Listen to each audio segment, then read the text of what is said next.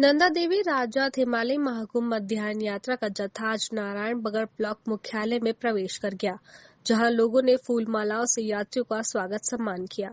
पिछले 6 सितंबर से नोटी से प्रारंभ हुई ये यात्रा क्षेत्र के उन विभिन्न नंदा देवी राजात के पड़ावों से चलकर स्थानीय लोगों से पौराणिक और ऐतिहासिक रीति रिवाजों के महत्व के बारे में जानकारी मालूम करने के साथ साथ ही आगामी वर्ष होने वाली हिमालय महाकुंभ के नाम से प्रसिद्ध नंदा देवी राजात यात्रा के पैदल रास्तों,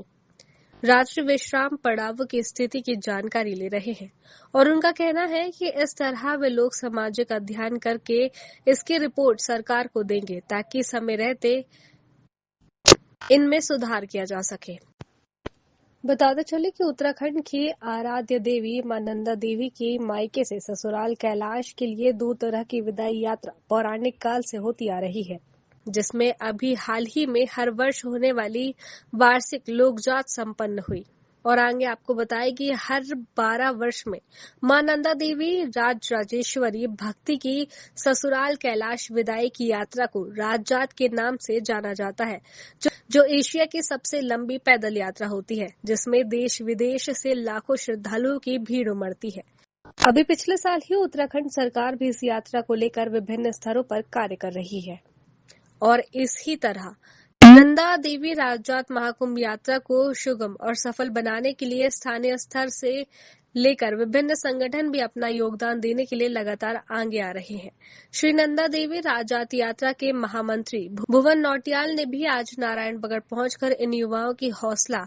अफजाई की और उन्हें हर संभव मदद का आश्वासन दिया। उन्होंने बताया कि इन युवाओं की 6 सितंबर से शुरू हुई यात्रा विभिन्न पड़ावों से होते हुए बाढ़ गंगा के बाद 5 बेहद निर्जन पड़ावों को पार करते हुए 25 सितंबर को रूपकुंड और होमकुंड में संपन्न होगी। किस उद्देश्य को लेकर के चलिए और कितने अभी गाँव का आपने भ्रमण किया, क्या क्या समस्याएं होगी सामने आएगी? ये यात्रा जो एक संस्था है फिक्सल यात्री 11, उसके जो सदस्य हैं वो इसको चला रहे हैं और उसके नेता हैं हमारे अतुल चमोला जी, उनके साथ आलोक सती जी, राहुल आलोक कुंवर, पंकज कुंवर और गणेश नौटियाल, ये 5 लोग इस यात्रा को कर रहे हैं।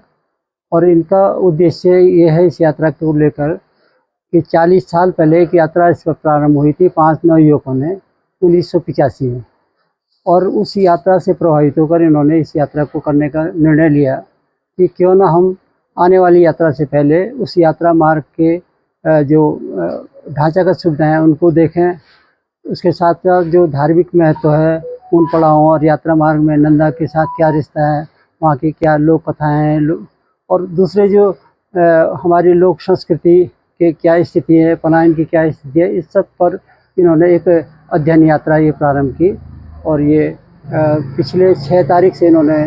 यात्रा प्रारंभ की और वो 25 तारीख को इसको पूरा करेंगे होमकुंड तक जाकर। अभी तक आपने कहाँ से यात्रा प्रारंभ की, कितने गांव का अभी तक भ्रमण कर चुके हैं और क्या क्या कमियाँ आपने इन यात्रा मार्गों से पैदल होते हुए देखा और क्या कुछ संकलन किया, क्या कुछ आगे तक ना जाए?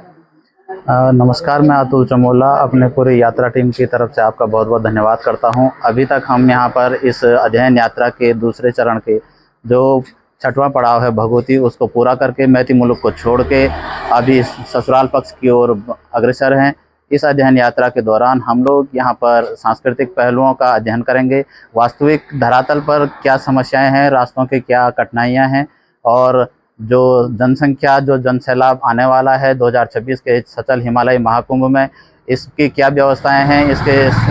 सुव्यवस्थित तरीके से इसको कैसे किया जाएगा, इसका धार्मिक और स्थानीय लोगों से जानकारी जुटा रहे हैं। हम लोग मांगलों लोक प्रधान और इसके संबंध में भी जानकारी जुटा रहे हैं। वास्तविक पैदल दूरी का हम स्वतः पैदल चलते हुए निरीक्षण कर रहे हैं और जो भी मतलब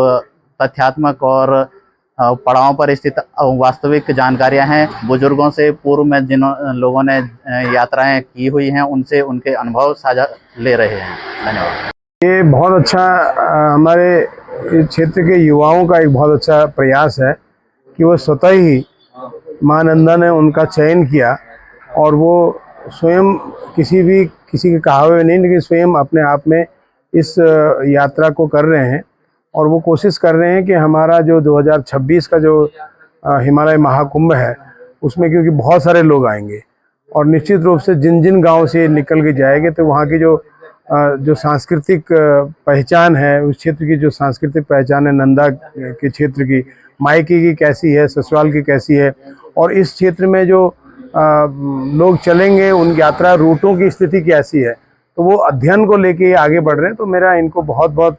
बधाई है और धन्यवाद है कि इन्होंने इस प्रकार का एक बहुत अच्छा प्रयास किया है और ये पूरे इस यात्रा रूट को देखेंगे, इसका अध्ययन करेंगे और निश्चित रूप से जो इसकी कठिनाइयां हैं उसको शासन प्रशासन को बताएंगे। तो और कोशिश कर रहे हैं कि भी ये यात्रा 2026 की बहुत अच्छी हो और निर्विवाद रूप से हो, किसी प्रकार का कोई दिक्कत ना हो, उस सुविधाओं को भी ये शासन को बताएंगे कैसे कैसे कहाँ कहाँ किस प्रकार से निर्जन पड़ाव में व्यवस्था करने की आवश्यकता होगी। धन्यवाद। खबर भारतवर्ष के लिए चमोली उत्तराखंड से कैमरामैन कुलदीप बिस्ट के साथ सुरेंद्र नित्रा की रिपोर्ट। अपने शहर, अपने प्रदेश की ताज़ा खबरों के लिए लाइक करें, शेयर करें, सब्सक्राइब करें और हाँ, बेल आइकन दबाना ना भूलें, क्योंकि खबर हमारी, फैसला जनतंत्र का।